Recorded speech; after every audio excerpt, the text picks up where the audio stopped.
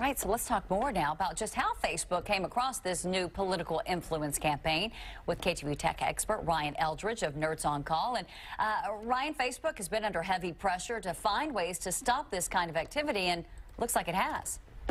Yeah, you know, the interesting thing about today's news is it sounds like Facebook just today was like, oh my gosh, look at this. Let's unveil these terrible accounts. But in fact, these accounts have been around for a while.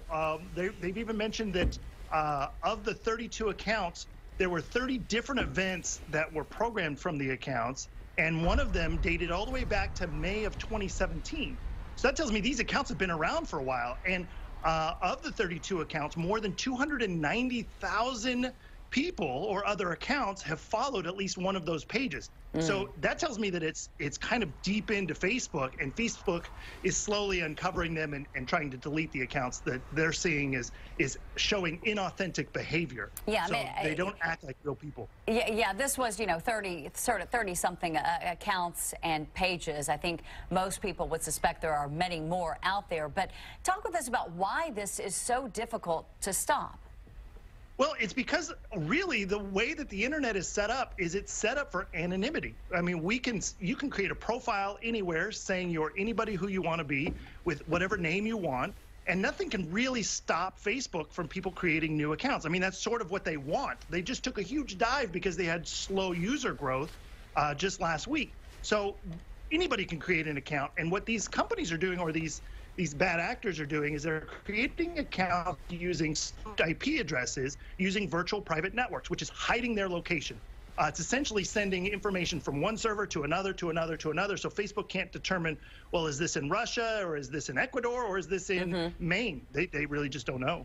Yeah, and that's what Facebook was sort of saying, is that while this is similar to the type of activity that we saw leading up to the presidential election, those that were behind this new campaign sort of changed their ways, their tactics a little bit, so that they were less traceable.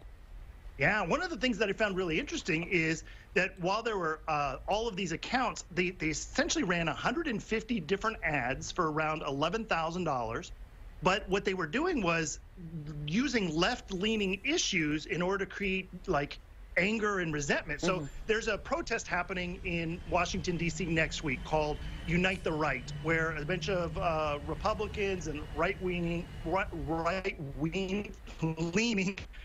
people are coming in and having kind of a protest saying, hey, let's unite before the elections. Well, what these accounts have been doing is saying, hey, let's create a Don't Unite the Right campaign and do a counter-protest at the same time. And whereas President Trump has been saying that the Russians have been helping the Democrats, when you look at all of the stuff that Facebook released today and the ads that they released, the several dozen ads they showed, they were all left-leaning issues, which I thought was kind of interesting. And it's almost like they're sowing discontent among two different sets and kind of creating upheaval rather than for one particular political gain, like elect a specific group.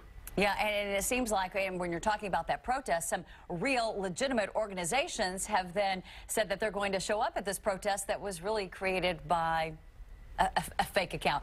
Ryan Eldridge, always a pleasure. Appreciate you coming on. Thanks so much. You're welcome.